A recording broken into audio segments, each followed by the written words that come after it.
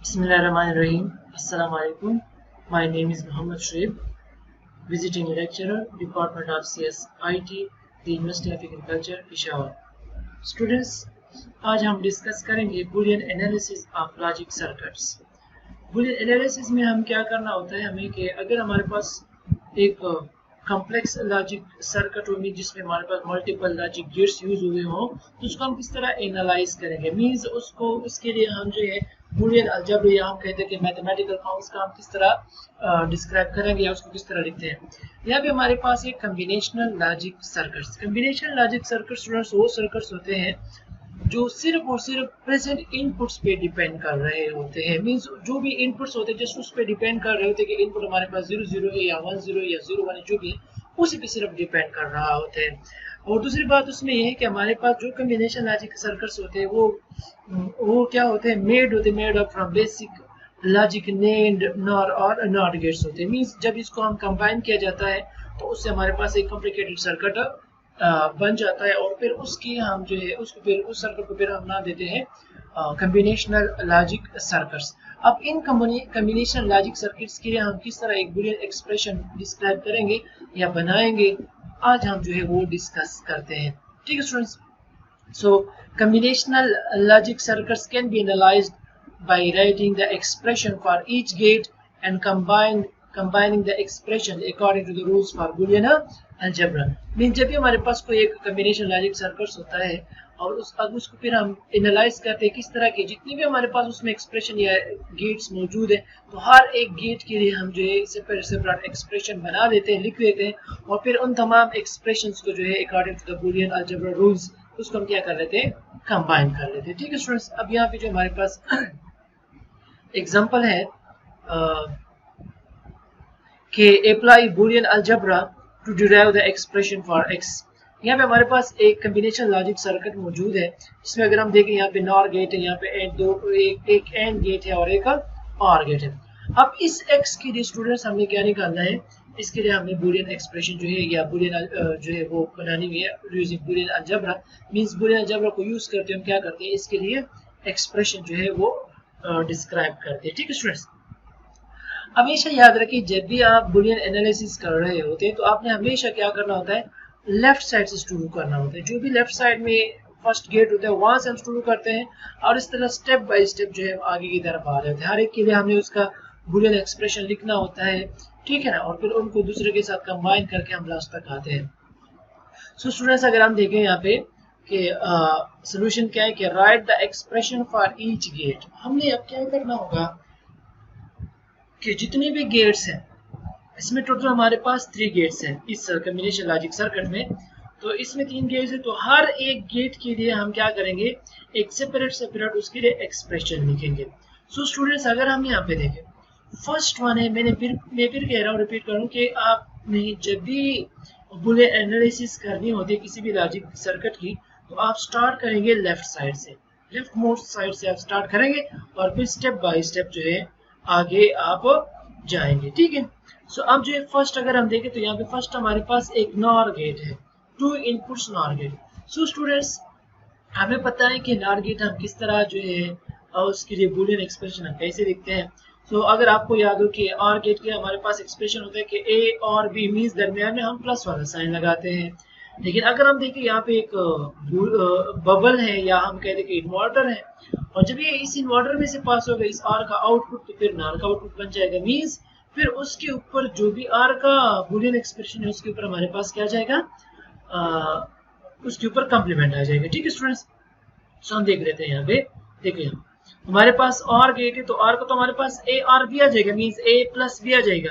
लेकिन जब यही ए प्लस बी इस इन्वर्टर में से पास होगा या यहाँ पे जो हमारे पास बबल है इसमें से पास होगा तो उसके ऊपर क्या आ जाएगा, कॉम्प्लीमेंट आ जाएगा। ठीक है स्टूडेंट्स, अब अगर हम देखें तो इसका ये आउटपुट जो है ये इस एंड गेट के लिए क्या है, इनपुट है। ठीक है, means the output of the NOR gate is the input of the AND gate. Means यहाँ पे जो नॉर गेट का आउटपुट आ रहा है वो इस एंड गेट का क्या है, हमारे पास इनपुट है स्टूडेंट्स। ठीक है, तो एक इनपुट तो इस एंड गेट का क्या हो जाएगा, ए प्लस बी कॉम्प्लीमेंट। और अगर हम देखें दूसरे साइड पे हमारे पास सी इनपुट आ रहा है, देखो इनपुट सी आ रहा है और वो भी क्या हो रहा है, एंड गेट के साथ कंबाइन हो रहा है। सो स्टूडेंट्स, अब यहाँ पे अगेन हमारे पास 2 इनपुट एंड गेट है। एक इनपुट हमारे पास a प्लस बी कॉम्प्लीमेंट है और दूसरा इनपुट हमारे पास क्या है c। अब इन दोनों को हमने क्या करना होगा, यहाँ पे कंबाइन करना होगा।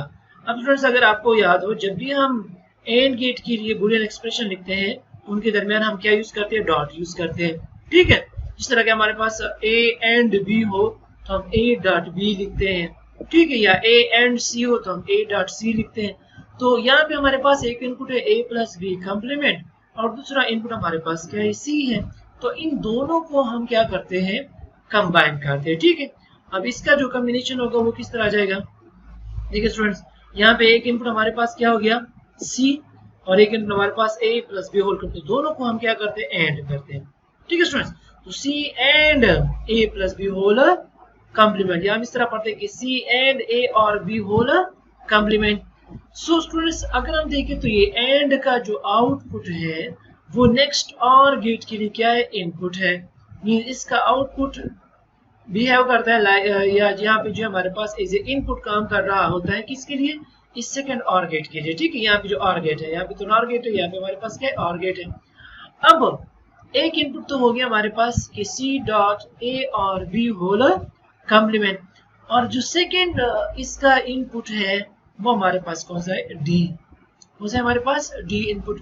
सो अगेन यहाँ पे r गेट है और r गेट का हमारे पास क्या है, 2 इनपुट r गेट है। एक इनपुट हमारे पास c dot a plus b whole complement है और दूसरा इनपुट हमारे पास क्या है, d है। अब जब इन दोनों को हम कंबाइन करते हैं, अब देखो r है तो r के लिए हम सिंबल यूज करते हैं, प्लस वाला साइन हम यूज करते हैं। तो एक इनपुट ये हो गया और एक इनपुट हमारे पास d है। अब इन दोनों को जो हम यहाँ पे r करते हैं तो हमारे पास जो रिजल्ट आएगा वो आ जाएगा कि एक इनपुट हमारे पास c डॉट a और b होल कॉम्प्लीमेंट। अब r गेट है तो r गेट की रिप्रेजेंटेशन के लिए हम प्लस वाला साइन लगाते हैं और फिर उसके साथ क्या हमारे पास स्टूडेंट d। ठीक है स्टूडेंट्स, होपफुली जो है आपको इस कॉम्बिनेशन लॉजिक सर्किट की समझ आ चुकी होगी।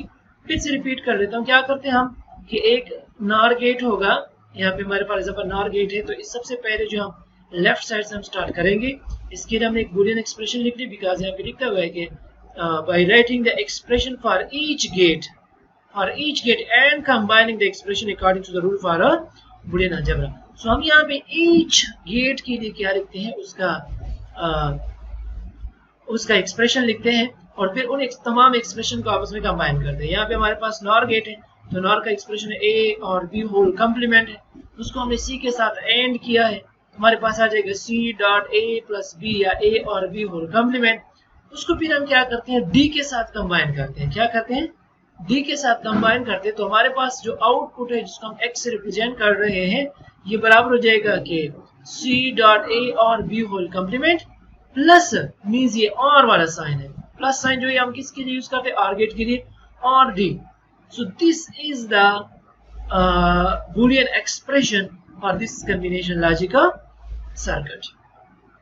सो अगर हम जो है यहाँ पे इसके ऊपर डिमोर्गन्स थ्योरम अप्लाई कर लें तो इसको हम एक और तरीके से भी लिख सकते हैं। देखिए यहाँ पे हमारे पास और गेट है, मींस और आया हुआ है उसके ऊपर होल कॉम्प्लीमेंट आया हुआ है। सो स्टूडेंट्स, अगर आपको याद हो प्रीवियस लेक्चर में हमने डिमोर्गन्स लॉज जो है वो डिस्कस किए थे, उसमें ये था कि अगर हमारे पास टू वेरिएबल्स है और वो r हो चुके हैं और उसका अगर हम कॉम्प्लीमेंट ले लें तो वो किस चीज के बराबर हो जाएगा, जस्ट ये r जो है ये एंड में चेंज हो जाएगा और दोनों वेरिएबल्स पे सेपरेट हमारे पास क्या जाएगा, कॉम्प्लीमेंट आ जाएगा। ठीक है स्टूडेंट्स, अब जो हमारे पास ये जो a और b है होल कॉम्प्लीमेंट ये चेंज हो जाएगा, a complement and b complement में चेंज हो जाएगा। ठीक है, मींस यहाँ पे आ जाएगा c into a complement b complement, उसके बाद प्लस d। अब अगर हम डिस्ट्रीब्यूशन लॉ को अप्लाई कर रहे हैं, डिस्ट्रीब्यूशन लॉ को यहाँ पे अप्लाई करते हैं तो ये अगर हम c देखें तो ये c इन दोनों के साथ क्या है, मल्टीप्लिकेशन फॉर्म है, मींस इसके साथ एंड हो चुकी है। सो हम इसको इस तरह लिख सकते हैं कि a कॉम्प्लीमेंट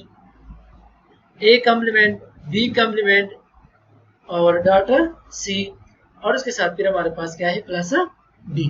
सो आउटपुट हमारे पास इस तरीके से भी हम लिख सकते हैं, इस तरह भी आप लिख सकते हो या इस फॉर्म में आप लिख सकते हो, आपकी मर्जी। तीनों तरीकों से जो है इस कॉम्बिनेशन लॉजिक सर्किट का हम क्या कर सकते हैं, बूलियन एक्सप्रेशन या जो हमारे पास मैथमेटिकल फॉर्म है इसका बूलियन फॉर्म है वो हम क्या कर सकते हैं, यहाँ पे इजीली डिस्क्राइब कर सकते हैं या एनालाइज जो हम करते हैं इस कॉम्बिनेशन लॉजिक सर्किट को, हमारे पास ये बूलियन एक्सप्रेशन आ जाता है।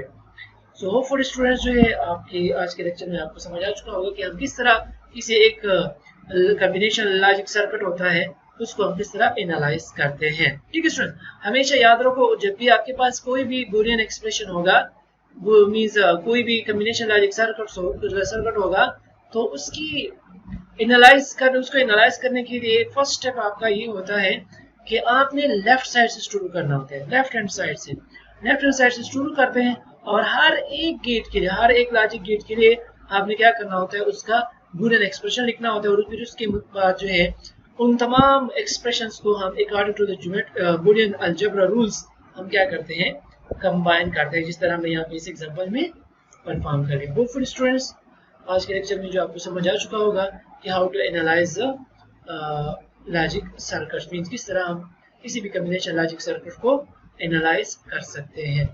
Thank you so much.